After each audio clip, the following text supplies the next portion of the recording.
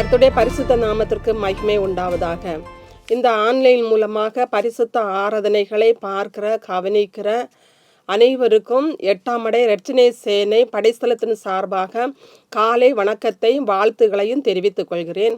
அனைவரும் தலைகளை தாழ்த்தி ஜெபம் செய்வோம். கண்மலையும் மீட்பரும் இரட்சகருமாய் இருக்கிறதான எங்கள் பரலோகத்தின் நல்ல பிதாவே, மனமகிழ்ச்சியும் ஆசீர்வதிக்கப்பட்டதான பரிசுத்த ஓய்வு நாளுக்காக உம்மை துதிக்கிறோம், வாழ்த்துகிறோம், வணங்குகிறோம், உம்மை போற்றுகிறோம். பரிசுத்த அலங்காரத்துடனே என்னை தொழுது கொள்ளுங்கள் என்று சொன்னீங்க ஆண்டவரே. அவனமாய் கர்த்தாவே ஸ்தோத்திரம். அப்ப இந்த பரிசுத்த ஆராதனை மூலமாக தேவன் எங்களோடு கூட இடைப்படும்படியாக ஜெபிக்கிறோம். பாகம் எடுக்கிறதான அனைத்து கர்த்தருடைய பிள்ளைகளையும் கர்த்தர் ஆசீர்வதிக்கும்படியாக ஜெபிக்கிறோம். பாடுகிறதான பாடல்கள், வாசிக்கிறதான திருமறை பகுதி, கேட்க போகிறதான சாட்சிகள், கேட்க போகிறதான சத்திய தூதுகள் ஒவ்வொன்றையும் தேவன் எங்களுக்கு ஆசீர்வதித்து தரும்படியாக ஜெபிக்கிறார். இந்த பரிசுத்த ஆராதனை மூலமாக தேவ ஆவியானவரை ஒரு ஆத்மா மனம் திரும்பி ரட்சிக்கப்பட்டு பரிசுத்தமாய் வாழ்வதற்கு ஏற்றதான ஆராதனையாக அமைய தேவன் உதவி செய்யும்படியாக ஜெபிக்கிறோம். ஆராதனை பொறுப்பெடுத்துக் கொள்ளும், ஆசீர்வதியும். உம்முடைய நாமம் மட்டும் மகிமைப்படட்டும். இயேசு கிறிஸ்துவின் இன்ப நாமத்தில் ஜெபிக்கிறோம் எங்கள் ஜீவனுள்ள நல்ல பிதாவே, ஆமென்.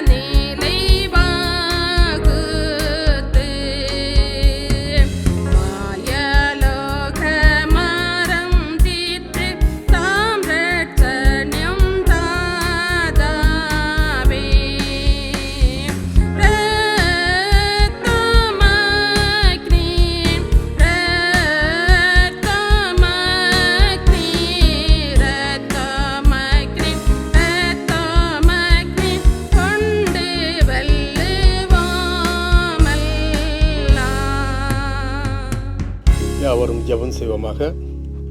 எங்களை நேசிக்கிறதான அன்பின் தகப்பனே, இந்த வேளையை நீர் எங்களுக்கு எங்களது ஆயுசு நாளோடு கூட்டி தந்தபடினாலே உமக்கு நன்றி செலுத்துகிறோம். கர்த்தாவே, இந்த நாளை நீர் எங்களுக்கு ஆசீர்வதித்து உமது கிருபை மகிமைப்படும்படியாக இந்த நல்ல தருணத்தை எங்களுக்கு தந்தபடினாலே துதிக்கிறோம். இந்த புரோகிராமை கர்த்தாவே ஆன்லைன் மூலமாக பார்த்து கொண்டு இருக்கிறதான கேட்டுக்கொண்டு இருக்கிறான ஒவ்வொரு மக்களையும் ஆசீர்வதியும். கர்த்தாவே, நாங்கள் உமது படைப்புகளாக இருந்தாலும் கர்த்தாவே, எங்களுக்கு நிறைய குறைகள் உள்ளது, நிவர்த்தி செய்ய முடியாத காரியங்கள் உள்ளது. நாங்கள் யாரிடம் சென்றால் எங்கள் குறைகள் நிவர்த்தி செய்யப்படுமோ என்று எதிர்பார்த்து கொண்டு இருக்கிறோம். நோய் மூலமாகவும் யாரும் துணை இல்லாத நேரத்திலும் அனாதை போல நாங்கள் தத்தளித்து கொண்டு இருக்கிறோம். கர்த்தாவே, நீர்தாமே எங்களை ஆசீர்வதிக்கும்படியாக கெஞ்சுகிறோம் தகப்பனே. எங்களது நோய்கள் எங்களை விட்டு தீராதா? எங்களது கடன் எங்களை விட்டு தீராதா? எங்களது பிள்ளைகள் எங்களோடு இருக்க மாட்டார்களா என்று சொல்லக்கூடிய ஏக்கத்தோடு அங்கலாய்ப்போடு இருக்கிற ஒவ்வொரு மக்களையும் ஆசீர்வதியும். நீர்தாமே எங்களுக்கு தாயும் தகப்பனுமாய் இருக்கிறபடினாலே துதிக்கிறோம். கர்த்தாவே, விசேஷமாக இன்று நடக்கக்கூடிய இந்த ப்ரோக்ராமிலே உமது கிருபை இருக்கட்டும். இங்கு கொடுக்கப்படுகிறதான இந்த செய்தியானது கர்த்தாவே, இந்த செய்தியின் மூலமாக நாங்கள் புது பலன் அடைந்து உமக்கு ஏற்ற பாதையிலே நடக்க கிருபை செய்யும் கர்த்தாவே. கர்த்தாவே, இந்த கூட்டத்தை, இந்த நிகழ்ச்சியை பார்த்து கொண்டிருக்கிற ஒவ்வொரு மக்களையும் ஆசீர்வதியும். இதன் மூலமாக எங்களது பாவங்கள் எங்களை விட்டு நீங்கும்படியாக செஞ்சுகிறோம் தகப்பனே. யோசேப்பு தன் பாவ ஆடையை எடுத்து வீசியது போல கர்த்தாவே, எங்களது பாவ ஆடைகளை எங்களை விட்டு வீச கிருபை செய்யும் தகப்பனே. உமது கிருபை எங்களோடு இருக்கட்டும். ஒவ்வொரு மக்களையும் ஆசீர்வதியும். உமக்கு ஏற்ற பாதையில் நடக்க கிருபை செய்யும். எந்தவித தீங்கு, நாசம், மோசம் அண்டிவிடாதபடி கோழி தன் குஞ்சுகளை அரவணைத்து காப்பது போல நீர்தாமே எங்களை காக்கும்படி அன்பான இயேசுவே உமது பாதம் பணிகிறோம் நல்ல பிதாவே. ஆமென். பரமண்டலில் இருக்கிற எங்கள் பிதாவே, உம்முடைய நாமம் பரிசுத்தப்படுவதாக. உம்முடைய ராஜ்யம் வருக. உமது சித்தம் பரலோகத்திலே செய்யப்படுவது போல பூமியில் செய்யப்படுவதாக. எங்களுக்கு வேண்டிய ஆகாரத்தை தாரும். எங்கள் கடனாளிக்கு நாங்கள் மன்னிக்கிறது போல எங்கள் பாவ கடன்களை எங்களுக்கு மன்னியும். எங்களை சோதனைக்குள் பிரவேசிக்க பண்ணாமல் தீமென்று ரட்சித்துக் கொள்ளும். ராஜ்யமும் வல்லமையும் மகிமையும் என்றேக்கும் உடையவர்களே. ஆமென். வாசிக்க வேண்டிய வேத பாகம் சங்கீதங்களின் புஸ்தகம் 84 1 முதல் 12 வரை. சேனைகளின் கர்த்தாவே, உமது வாசஸ்தலங்கள் எவ்வளவு இன்பமானவைகள்! என் ஆத்மா கர்த்தருடைய ஆலய பிரகாரங்களின் மேல் வாஞ்சையும் தவணமுமாய் இருக்கிறது. என் இருதயமும் என் மாம்சமும் ஜீவனுள்ள தேவனை நோக்கி கெம்பீர சத்தமிடுகிறது. என் ராஜாவும் என் தேவனமாகிய சேனைகளின் கர்த்தாவே, உம்முடைய பிடங்களண்டையில் அடைக்கலன் குருவிக்கு வீடும் தகவிலான் குருவிக்கும் தன் குஞ்சுகளை வைக்கும் கூடும் கிடைத்தது. உம்முடைய வீட்டில் வாசமாயிருக்கிறவர்கள் பாக்கியவான்கள். அவர்கள் எப்பொழுதும் உம்மை துதித்து கொண்டிருப்பார்கள். உம்மிலே பலன் கொள்ளுகிற மனுஷன் தங்கள் இருதயங்களிலும் செவ்வையான வழிகளை கொண்டிருக்கிறவர்களும் பாக்கியவான்கள். அழுகையின் பள்ளத்தாக்கை உருவ நடந்து அதை நீரூற்றாக்கி கொள்ளுகிறார்கள். மலையும் குளங்களையும் நிரப்பும். அவர்கள் பலத்தின் மேல் பலமடைந்து சீயோனிலே தேவ சந்நிதியில் வந்து காணப்படுவார்கள். சேனைகளின் தேவனாகிய கர்த்தாவே, என் விண்ணப்பத்தை கேளும். யாக்கோபின் தேவனே, செவி கொடும். எங்கள் கேடகமாகிய தேவனே, கண்ணோக்கமாயிரும். நீர் அபிஷேகம் பண்ணினவரின் முகத்தை பாரும். 1000 நாளை பார்க்கிலும் உமது பிரகாரங்களின் செல்லும் ஒரே நாள் அல்லது ஆகாமிய கூடாரங்களில் வாசமாயிருப்பதை பார்க்கிலும் என் தேவனுடைய ஆலயத்தின் வாசற்படியில் காத்திருப்பதையே தெரிந்து கொள்ளுவேன். தேவனாகிய கர்த்தர் சூரியனும் கேடகமுமானவர்.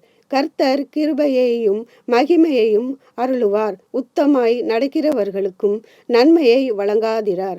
சேனைகளின் கர்த்தாவே, உம்மை நம்பியிருக்கிற மனுஷன் பாக்கியவான். தேவன் தாமே வாசித்த வசனங்களால் நம்மை ஆசீர்வதிப்பார். அல்லேலூயா. கர்த்தருடைய பரிசுத்த நாமத்திற்கு மகிமை உண்டாவதாக. அடிமை இந்த இடத்திலே சாட்சியாக நிறுத்தின என் தேவாதி தேவனுக்கு நான் நன்றி செலுத்துகிறேன். இந்த காணொலி மூலமாக என்னுடைய சாட்சியை உங்கள் மத்தியிலே பகிர்ந்து கொள்வதில் நான் பெருமகிழ்ச்சி அடைகிறேன். ஆண்டவர் எனக்கு அநேக அற்புதங்கள் செய்ததுண்டு. நான் இந்து குடும்பத்தில் பிறந்து வளர்ந்தவள். எனக்கு ஒரு திருமண வாழ்க்கை கிறிஸ்தவ முறைப்படி நடைபெற்றது. எனக்கு 2 பிள்ளைகள் உள்ளனர். இருவரும் 2 மகன்கள். ஒருவன் டிப்ளமோ நர்சிங் 1ஆம் ஆண்டு படித்து வருகிறான். இளையவன் 11ஆம் வகுப்பு படித்து வருகிறான். கடந்த 25ஆம் தேதி என் மகன் பெரியவன் விபத்துக்குள்ளானான். விபத்துக்குள்ளான போது அவனை மருத்துவமனையில் கொண்டு சேர்த்தார்கள். அவனுக்கு அங்கு சிகிச்சை அளிக்கப்பட்டது. ஸ்கேன் செய்து பார்த்ததில் அவனுக்கு தலையில் ஒரு இரத்த கசிவு இருப்பதாக கூறினார்கள். திரும்ப தனியார் மருத்துவமனையில் அட்மிட் செய்தபோது அங்கு ஸ்கேன் எடுத்து பார்த்த பொழுது அங்கு எந்த ஒரு பிரச்சனையும் இல்லை, அவன் பொழுது நன்றாக இருக்கிறான் என்று பதில் வந்தது. ஆண்டவர் என்னுடைய வாழ்க்கையில் எத்தனையோ அற்புதங்கள் அதிசயங்கள் செய்ததுண்டு.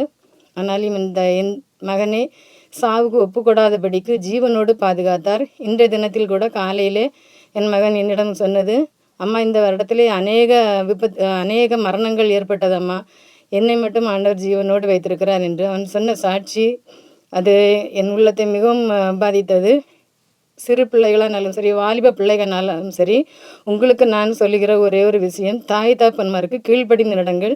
இப்படிப்பட்ட விபத்துகள் வராதபடிக்கு நீங்கள் உங்களை கர்த்தருக்குள் காத்துக்கொள்ளுங்கள். ஆண்டவர் உங்களையும் உங்கள் குடும்பத்தையும் ஆசீர்வதிப்பாராக.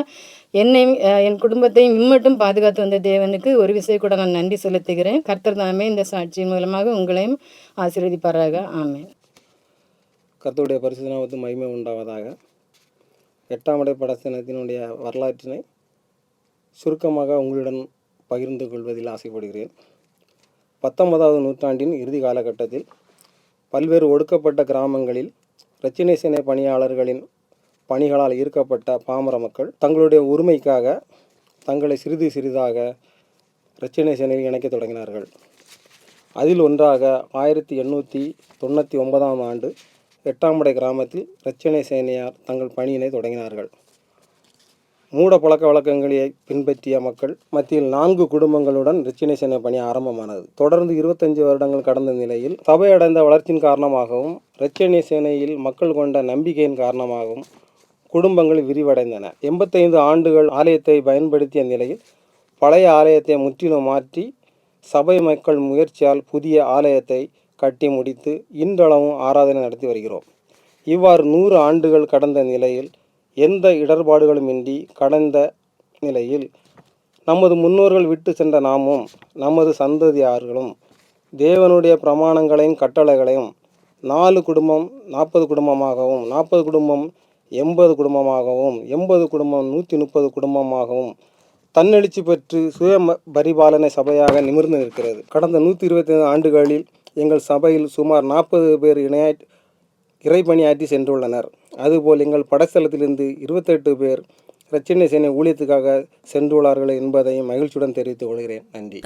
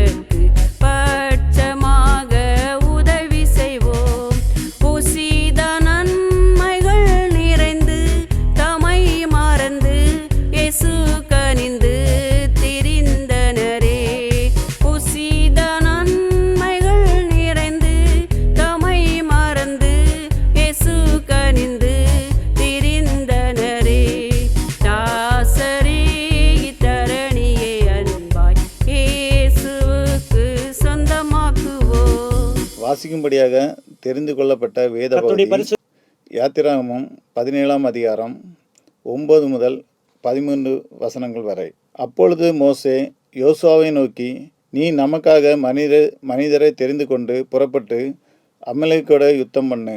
நாளைக்கு நான் மலை உச்சியில் தேவனுடைய கோலை என் கையில் பிடித்து கொண்டு நிற்பேன் என்றான். யோசுவா தனக்கு மோசே சொன்னபடியே செய்து அமலேக்கோட யுத்தம் பண்ணினான். மோசேயும் ஆரோனும் ஊர் என்பவனும் மலை உச்சியில் ஏறினார்கள். மோசே தன் கையை ஏறெடுத்திருக்கையில் இஸ்ரவேலர் மேற்கொண்டார்கள். அவன் தன் கையை தாழ விடுகையில் அமலேக்கு மேற்கொண்டான். மோசேயின் கைகள் அசந்து போயிற்று. அப்பொழுது அவர்கள் ஒரு கல்லை கொண்டு வந்து அவன் கீழே வைத்தார்கள். அதன் மேல் உட்கார்ந்தான். ஆரோனும் ஊரும் ஒருவன் ஒரு பக்கத்திலும் ஒருவன் மறுபக்கத்திலும் இருந்து அவன் கைகளை தாங்கினார்கள். இவ்விதமாய் அவன் கைகள் சூரியன் அஸ்தமிக்கும் வரைக்கும் ஒரே நிலையாயிருந்து யோசுவா அமலேக்கையும் அவன் ஜனங்களையும் பட்டயக்கருக்கினால் முறியடித்தான். கர்த்தருடைய பரிசுத்த நாமத்திற்கு மகிமை உண்டாவதாக. ஆண்டவராகிய இயேசு கிறிஸ்துவின் வெளியேற பிரதான நாமத்தினாலே இந்த பரிசுத்த நாளில் உங்கள் அனைவரையும் இயேசுவின் நாமத்தினாலே வாழ்த்துகிறேன். கர்த்தர் இந்த நல்ல வாய்ப்பை கொடுத்தபடினாலே என் ஆண்டவரை துதிக்கிறேன், ஆண்டவரை ஸ்தோத்திரிக்கிறேன்.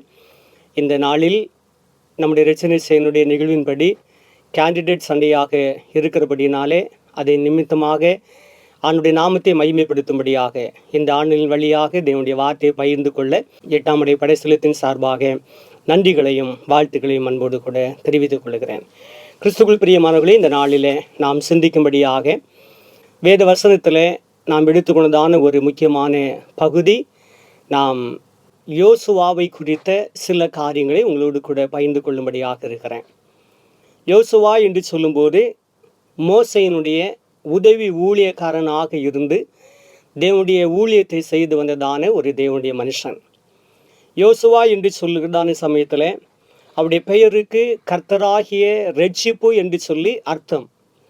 அதாவது மோசேயினுடைய காலத்தில் இந்த யோசுவா மோசேக்கு எல்லா நிலைமையிலும் உதவி ஊழியக்காரனாக இருந்து இஸ்ரவேல் ஜனங்களை எகிப்து தேசத்திலிருந்து வழிநடத்தி வந்ததான நாட்களில் மோசேயினுடைய உதவி ஊழியக்காரனாக இருந்து எல்லா காரியத்திலையும் உதவியாக இருந்ததானே ஒரு தேவனுடைய மனுஷன். இந்த யோசுவா நூனின் குமாரன் என்று சொல்லி அழைக்கப்படுகிறார். அவருடைய இன்னொரு பெயர் ஒசேயா என்று சொல்லி பரிசுத்த வேதத்திலே நாம் வாசிக்கிறோம். என்னாகம புஸ்தகம் 13ஆம் அதிகாரம் 8வது வசனத்தில் இந்த யோசுவாவினுடைய பெயரை நாம் ஒசேயா என்று சொல்லி வாசிக்கிறோம். அதே போல் என்னாகம 13ஆம் அதிகாரம் 16வது வசனத்தில் மோசேயின் மூலமாக இந்த ஒசேயாவுடைய பெயரை மாற்றி அங்கே இந்த யோசுவாவுக்கு யோசுவா என்று சொல்லுகிறதான பெயர் சூட்டப்படுகிறது.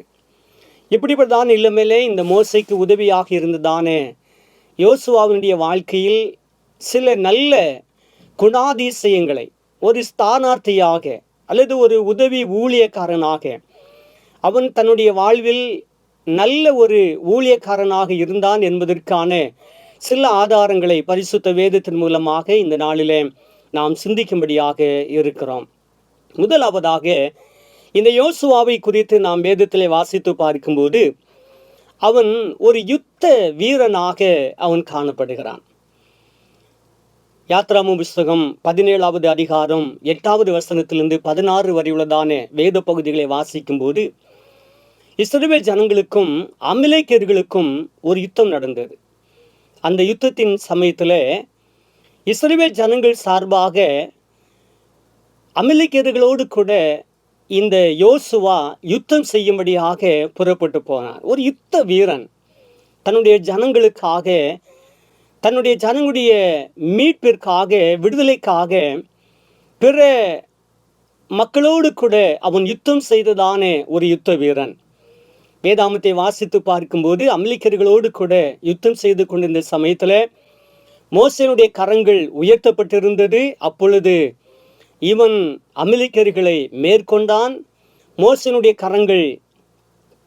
கரங்கள் தாழ்த்தப்பட்டிருக்கிறதான சமயத்தில் அமலேக்கியர்கள் இஸ்ரவேலர்களை மேற்கொண்டார்கள். ஆனால் இந்த யுத்தத்தில் யோசுவா அந்த ஜனங்களுக்கு அல்லது இஸ்ரவேல் ஜனங்களுக்கு ஒரு தலைவனாக இருந்து தன்னுடைய ஜனங்களுடைய வாழ்க்கையில் ஒரு பெரிய ரட்சிப்பை, விடுதலையை, ஒரு மீட்பை அங்கே ஏற்படுத்தி கொடுக்கிறதை நாம் திருமறையிலே வாசித்து பார்க்க முடிகிறது.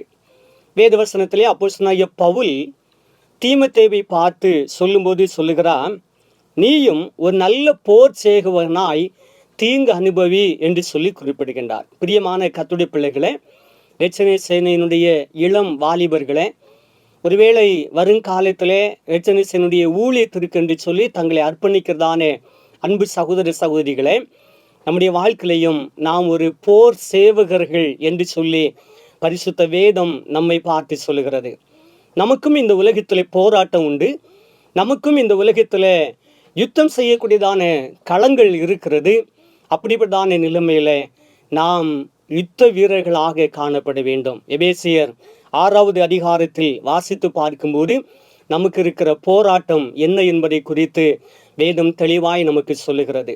மாம்சத்தோடும் இரத்தத்தோடும் அல்ல, துரைத்தனங்களோடும் பொல்லாத ஆவிகளோடும் நமக்கு போராட்டம் இருக்கிறது. எனவே இந்த யோசுவா இஸ்ரவேல் ஜனங்களுடைய ரட்சிப்புக்காக, விடுதலைக்காக, மீட்பிற்காக, அவர்களை கானான் தேசத்திற்கு கொண்டு போவதற்காக வேண்டி யுத்தம் செய்ததைப் போல நாமும் நம்முடைய வாழ்வில் இந்த உலகத்தில் நம்மளுக்கு கொடுக்கப்பட்டதான ஆத்துமாக்களுக்காக நாமும் தேவ சமூகத்தில் யுத்தம் செய்கிற ஒரு போர் சேவகர்களாய் நாம் இருக்க வேண்டும் என்பதை முதலாவது நாம் அறிந்து கொள்ள வேண்டும். இரண்டாவதாக, இந்த யோசுவாவை குறித்து வேதத்தில் வாசித்து பார்க்கும்போது என்னாகம புஸ்தகம் 14வது அதிகாரத்தில் 8வது வசனத்தை வாசித்து பார்க்கதான வேளையில் மோசே இஸ்ரவேல் ஜனங்களில் கோத்திரத்தில் ஒவ்வொருவனாக கானான் தேசத்தில் சென்று அந்த தேசத்தை வேவு பார்க்கும்படியாக கோத்திரத்துக்கு ஒருவரை தெரிந்து கொள்ளுகிறதான சமயத்தில் எப்ராயிம் என்று சொல்லுகிற கோத்திரத்தில் இந்த யோசுவாவை மோசே தெரிந்து கொள்ளுகிறான். ஏனென்று சொன்னால், அந்த நாட்களிலே கோத்திரத்தில் ஒருவன் உண்மை உள்ளவனாக இருந்தபடினாலே இந்த யோசுவா தேவனுடைய மனுஷனாகிய மோசையினுடைய கண்களிலே உண்மை உள்ளவனாய் இருந்தபடினால் அந்த நாட்களில் கானான் தேசத்திற்கு சென்று கானான் தேசத்தில் உள்ளதான காரியங்களை பார்த்து அந்த தேசத்தை நாம் எப்படி சுதந்திரித்து கொள்ளலாம், அந்த தேசத்தை நாம் எப்படி ஜெயிக்கலாம் என்று சொல்லி 12 பேரை அனுப்பினதிலே ஒருவனாக இந்த யோசுவா காணப்படுகிறதை நாம் வேதத்திலே வாசிக்கிறோம். காரணம் என்று சொன்னால், இந்த யோசுவா எல்லாவற்றிலையும் உண்மை உள்ளதான ஒரு மனுஷனாக காணப்படுகின்றான். கர்த்தருடைய வேதம் சொல்கிறது, 1 தீமோத்தேயு புஸ்தகம் 1வது அதிகாரம் 12வது வசனத்தில், கர்த்தர் இந்த உலகத்தில் உண்மை உள்ளவன் என்று எண்ணி ஊழியத்தை நம்முடைய கரத்திலே கொடுத்திருக்கிறவர். நம்முடைய வாழ்க்கையிலையும் நாம் தேவனுக்கும் நம்முடைய வாழ்க்கையில நமக்கு கொடுக்கப்பட்டதான ஆத்துமாக்களுக்கும் திருச்சபைகளுக்கும் நாம் உண்மை உள்ளவர்களாய் காணப்பட வேண்டியது மிகவும் அவசியமாய் காணப்படுகின்றது. மூன்றாவதாக, இந்த யோசுவாவை குறித்து வேதத்திலே வாசித்து பார்க்கும்போது அவன் தேவ சமூகத்தில் அதிகமாய் காத்திருந்த ஒரு தேவனுடைய மனுஷன். தேவனுடைய சமூகத்திலே காத்திருக்கிற ஒரு அனுபவத்தை யோசுவா பெற்றிருந்தான். நாம் வேதத்தில் யாத்ராகம புஸ்தகம் 33வது அதிகாரத்தில் 11வது வசனத்தை வாசித்து பார்க்கும்போது, அந்த நாட்களில் மோசே ஆசரிப்பு கூடாரத்தில் கர்த்தருடைய வார்த்தையின்படியாக அவன் உட்பிரவேசிக்கதான சமயத்தில் எல்லா ஜனங்களும் ஆசரிப்பு கூடாரத்தில் மோசே பிரவேசிக்கும் போது அவரவர்கள் தங்களுடைய கூடாரங்களிலே போய் அவர்கள் தங்களுடைய நேரங்களை செலவிட்டார்கள்.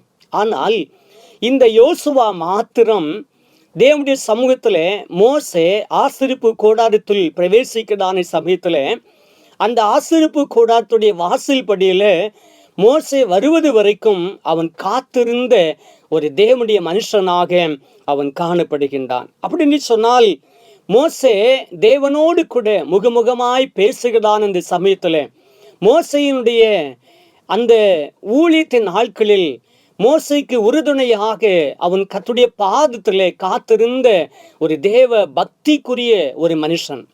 தன்னுடைய தலைவனாக, தன்னுடைய உடன் தோழமை ஊழியனாக மோசே இருந்து கொண்டிருக்கிற சமயத்தில் அவருக்கு உதவியாக தன்னுடைய ஜனங்களை நடத்தி கொண்டிருக்கிறதான சூழ்நிலைகளில் இந்த யோசுவா தேவனுடைய சமூகத்தில், தேவனுடைய பாதத்தில் அவன் காத்திருக்கிற ஒரு மனுஷனாக காணப்படுகின்றான்.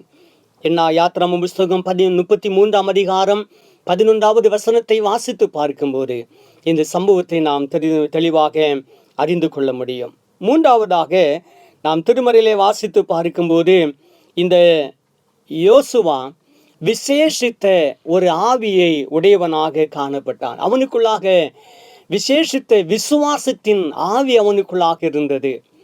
12 கோத்திரத்தை சார்ந்தவர்களும் தங்களுடைய செய்திகளை மோசையிடத்தில் வந்து அறிவிக்கக்கூடியதான சமயத்தில் என்னாகம புஸ்தகம் 14வது அதிகாரம் 6வது வசனத்தை வாசித்து பார்க்கும்போது இந்த அருமையான யோசுவாவும் காலேப்பும் அந்த தேசத்தை பார்த்து வந்து மோசேக்கு நல்ல செய்திகளை அறிவித்தார்கள் என்று சொல்லி வாசிக்கின்றோம்.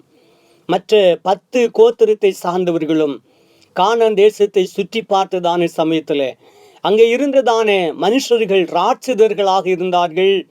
அவர்களை நாம் ஜெயிக்க முடியாது, அவர்கள் நம்மை காட்டிலும் பலசாலிகள், நாம் அவருடைய பார்வையில மிகவும் சிறியவர்களாக இருக்கிறோம், அந்த தேசத்தை நாம் ஜெயிப்பது மிகவும் கடினமான காரியம் என்று சொல்லுகிற நல்ல செய்திகளுக்கு பதிலாக அதற்கு எதிர்மாறான செய்திகளை மோசேயிடத்திலே கொண்டு வந்து நிறுத்தினார்கள். ஆனால் இந்த யோசுவாவும் காலேப்பும் அந்த தேசத்தை சுற்றி பார்த்துவிட்டு சொன்னார்கள், அது மிகவும் நல்ல தேசம், அந்த தேசத்தை நாம் சுதந்திரித்துக் கொள்வோம் என்று சொல்லி ஒரு விசுவாசத்தின் அறிக்கையை சொன்னதான, நற்செய்தியை சொன்னதான தேவனுடைய மனுஷனாய் இந்த யோசுவா காணப்படுகின்றான். பிரியமான கர்த்தருடைய பிள்ளைகளே, இந்த உலகத்திலே தேவன் நம்மை நற்செய்தியை அறிவிக்கும்படியாக ஆண்டவர் அழைத்திருக்கிறார். ஒவ்வொரு கிறிஸ்தவனும் இந்த உலகத்தில், ஒவ்வொரு தேவனுடைய பிள்ளைகளும் இந்த உலகத்தில் ஆண்டவருக்கு பிரியமான நற்செய்திகளை நாம் பறைசாற்றக்கூடியவர்களாக தேவனுடைய சமூகத்தில் தேவன் நம்மை குறித்து எதிர்பார்க்கின்றார். நாம் நிமித்தமாய், நம்முடைய வாழ்வில் நிமித்தமாய், நம்முடைய ஊழியத்தின் நிமித்தமாக நாம் இந்த உலகத்திலே நற்செய்தியை பரப்பக்கூடியவர்களாய் நாம் காணப்பட வேண்டும். அது மாத்திரமல்ல, இந்த யோசுவாவுடைய வாழ்க்கையில அவன் தன்னுடைய வாழ்க்கையில் உறுதியான தீர்மானம் எடுத்த ஒரு மனுஷனாய் காணப்படுகிறான். கானான் தேசத்தில் தன்னுடைய ஜனங்களை கொண்டு நிறுத்தின பிற்பாடு அந்த தேசத்திலே எல்லா ஜனங்களுக்கும் அந்த தேசத்தை பங்கிட்டு கொடுத்து அவரவர்கள் தங்களுடைய இடங்களிலே அவர்கள் வாழ்ந்து கொண்டிருக்கிற சமயத்துல, கடைசி காலத்துல இந்த யோசுவா ஒரு தீர்மானத்தை தன்னுடைய ஜனங்களுக்கு அறிவித்தான். நானும் என் வீட்டாரும் கர்த்தரையே சேவிப்போம் என்று சொல்லி தன்னுடைய உள்ளத்திலே அவன் வைத்திருந்த அந்த உறுதியான தீர்மானத்தை ஜனங்களுக்கும் அவன் அறிவித்தான். நானும் என்னுடைய வீட்டாரும் கர்த்தரையே சேவிப்போம். பிரியமான கர்த்தருடைய பிள்ளைகளே, இந்த உலக வாழ்க்கையில தேவன் நமக்கு செய்ததான நன்மைகளை நினைத்து ஆண்டவர் நம்முடைய வாழ்வில் கடந்த நாட்களில் நமக்கு செய்த நன்மைகளை நினைத்து, கடந்த நாட்களில் நம்மோடு கூட அவர் தங்கியிருந்த காலங்கள், நமக்கு வந்த ஆபத்துகள், நமக்கு வந்த சோதனைகள், நமக்கு வந்த இடர்பாடுகள், இவை எல்லாவற்றையும் நாம் நினைத்து பார்க்கிறதான சமயத்தில் தேவனுடைய சமூகத்தில் நாம் ஆண்டவருக்கு பிரியமாய், ஆண்டவருடைய நாமத்திற்கு மகிமையாய் இந்த உலகத்தில் அவரை சேவிக்கிறதான பிள்ளைகளாக நாம் காணப்பட வேண்டும். இந்த யோசுவாவை ஆண்டவர் தன்னுடைய நாட்களிலே அதிகமாய் பயன்படுத்தினார். மோசே மரித்த பிற்பாடு அந்த மோசேனுடைய ஊழியத்தை இந்த யோசுவா செய்யும்படியாக மோசையினாலே அபிஷேகம் பண்ணப்பட்டதான ஒரு சம்பவத்தை நாம் திருமறையிலே வாசித்து பார்க்க முடியும். என்னாகமம் புஸ்தகம் 27வது அதிகாரம் 18வது வசனத்திலே வாசிக்கும் போது, விசேஷித்த ஆவியை பெற்றிருக்கக்கூடியதான இந்த யோசுவாவை மோசே அபிஷேகம் பண்ணுகிறான்.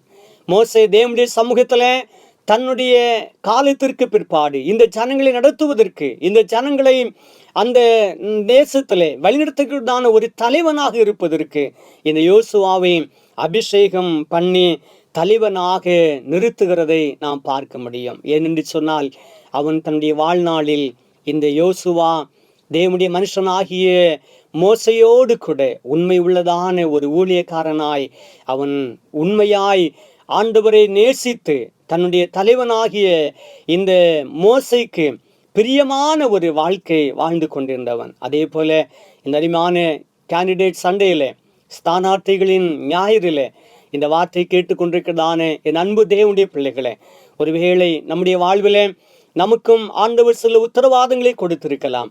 அந்த உத்தரவாதத்தின் அடிப்படையில் நீங்களும் நானும் நம்முடைய தேவனுக்கு உண்மையுள்ளதான பிள்ளைகளாக, உண்மையாய் தேவனை சேவிக்கிறதான பிள்ளைகளாக, நம்முடைய தலைவர்களை அல்லது நம்முடைய ஊழியக்காரர்களை, நமக்கு மேலானவர்களை நாம் நேசிக்கிறவர்களாக நாம் இந்த உலகத்திலே காணப்பட வேண்டும். யோசுவா செய்த காரியத்தை நம்முடைய வாழ்விலே ஒரு விசை கூட நாம் இந்த உலகத்தில் நாம் நிலைத்து நிற்கும்படியாக, அல்லது யோசுவாவை போல நம்முடைய வாழ்வில் நாம் ஆண்டவருக்கு பிரியமான காரியங்களை செய்கிறவர்களாக நாம் காணப்படுவோம். யோசுவா ஒரு யுத்த வீரன், யோசுவா ஒரு உண்மையுள்ளதான மனுஷன், தேவனுடைய சமூகத்தில் அதிகமாய் காத்திருக்கிற மனுஷன், தன்னுடைய வாழ்க்கையிலே உறுதியான தீர்மானம் எடுத்தவன்.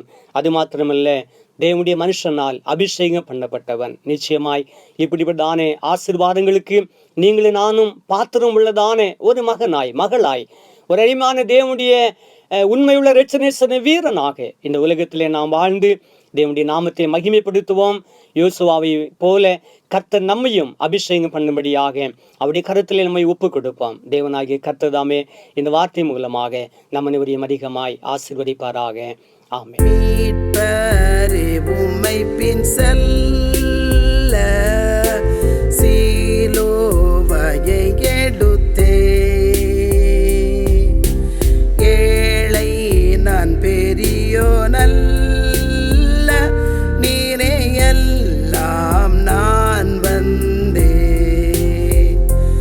உம்மை பின் செல்வேன் என் சுவாமி எனக்காக நீர் மரித்தீர்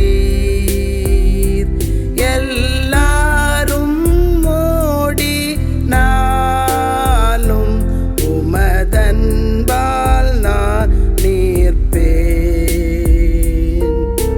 பெற்றாருற்ற ரசி கல்வி மேன்மை லோகம் அனைத்தும் அற்ப குப்பை என்று எண்ணி வெறுத்தேனே முற்றிலும் உம்மை பின் செல்வேன் என் சுவாமி எனக்காக நீர் மரித்தீர் எல்லாரும் ஓடினாலும் உமதன்பால் நான் நீர்ப்பேன். ஜெபம் செய்வோம். அன்பும் கிருபையும் இரக்கமும் நிறைந்த நல்ல தகப்பனே, இந்த மனோகரமான மகிழ்ச்சிகரமான இந்த வேலைக்காக நாங்கள் உம்மை துதிக்கிறோம், ஸ்தோத்தரிக்கிறோம், நன்றி செலுத்துகிறோம்.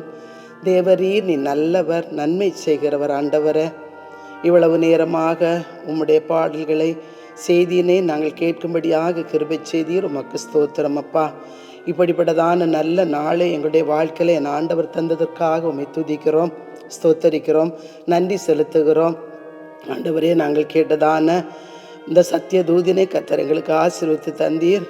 யோசுவா எப்படி உம்முடைய தேவாலயத்தில் பணிவிடைக்காரனாக இருந்தாரோ, கர்த்தாவே ஸ்தோத்திரம், இன்னும் மோசே மூலமாய் அபிஷேகம் பண்ணப்பட்டு நூனின் குமாரன் ஆகிய யோசுவாவின் மேல் மோசே கைகளை வைத்தபடினால அவன் ஞானத்தின் ஆவினால் நிறையப்பட்டது போல அந்த யோசுவாவை போல் ஆண்டவரே, எங்கள் அருமையான பிள்ளைகளும் இந்த ஸ்தானார்த்தி இந்த ஞாயிற்றிலே தன்னை ஒப்பு கொடுக்க யோசுவாவை போல ஆண்டவருடைய பணிகளை சிறக்க செய்யும்படியான கர்த்தாவே வரங்களால் கர்த்தர் நிரப்பி அவர்களை நீர் ஆசீர்வதித்து அநேக ஸ்தானார்த்திகள் எழும்பும்படியாய் ஜெபிக்கிறோம், ஸ்தோத்தரிக்கிறோம். கர்த்தாவே ஆண்டவரே, நீர் நன்மைகளை கொடுக்கிறவர். உம்முடைய ஊழியத்திற்கு தன்னை ஒப்பு கொடுத்த யோசுவாவை கொண்டு இஸ்ரவேல் ஜனங்களை வழிநடத்தினீர், உண்மையாக தெரிந்து கொண்டீர். அவன் ஆண்டவரே கர்த்தருக்கு பிரியமான யோசுவாவை வாழ்ந்தது போல பிள்ளைகளும் வாழும்படியாய் கர்த்தர் ஆசீர்வதித்து மேன்மைப்படுத்த சித்தமுள்ள தேவனாயிருக்கிறீர். உமக்கு ஸ்தோத்திரம். இந்த காணொளி வாயில் மூலமாக கேட்கிற எல்லா மக்களையும் ஆசீர்வதிப்பீராக, நன்மையால் நிரப்புவீராக, கர்த்தருக்காய் வாழுகிற கிருபைகளை தருவீராக. தகப்பனே, எங்களுடைய தேசத்திற்காக நாங்கள் செபிக்கிறோம். எங்கள் தேசம், எல்லா தேசங்களும், அகில உலக நாடுகள் எல்லாவற்றுக்காகவும் செபிக்கிறோம். எல்லாரையும் கர்த்தர் ஆசீர்வதியும். தேசத்துக்கு தேசம் விரோதமாய் செயல்படாதபடி சமாதானத்தின் தேவன் அவர்களை ஆளுகை செய்யும்படியாய் ஜெபிக்கிறோம். நல்ல தலைவர்களை தருவதற்காக ஸ்தோத்திரம் ஆண்டவரே. துதிக்கிறோம், ஸ்தோத்தரிக்கிறோம். எங்கள் ஆயுசு உள்ள மட்டும் ஆண்டவருக்காக எல்லாரும் வாழும்படியான கிருபை வரங்களை எங்களுக்கு தருவீராக, நடத்துவீராக. இந்த வார்த்தைகளை கொண்டு எங்களை ஆசீர்வதித்த தேவன், உம்முடைய வருகை மட்டும் இந்த வார்த்தையின்படி நாங்கள் உண்மை உள்ளவர்களாய், உத்தமர்களாய், ஆண்டவருக்கு சாட்சியாய் வாழும்படியாய் தேவனாகிய கர்த்தர் துணை செய்ய வேண்டும் என்று ஜெபிக்கிறோம். உம்முடைய சிறகளால் மூடும் செட்டையின் மறைவிலே பாதுகாத்து நடத்தும். இவைகள் யாவும் இயேசுவின் இனிய நாமத்தில் ஜெபிக்கிறோம் ஜீவனுள்ள நல்ல தகப்பனே, ஆமேன். ஆசீர்வாதம் ஜெபம் எடுப்போம். நம்முடைய கர்த்தராகிய இயேசு கிறிஸ்துவின் கிருபையும் பிதாவாகிய தேவனுடைய அன்பும் பரிசுத்த ஆவியானவரே உம்முடைய ஐக்கியமும் சிநேகமும் இன்று என்றும் நாம் அனைவரோடும் கூட தங்கியிருப்பதாக. ஆமேன், ஆமேன்.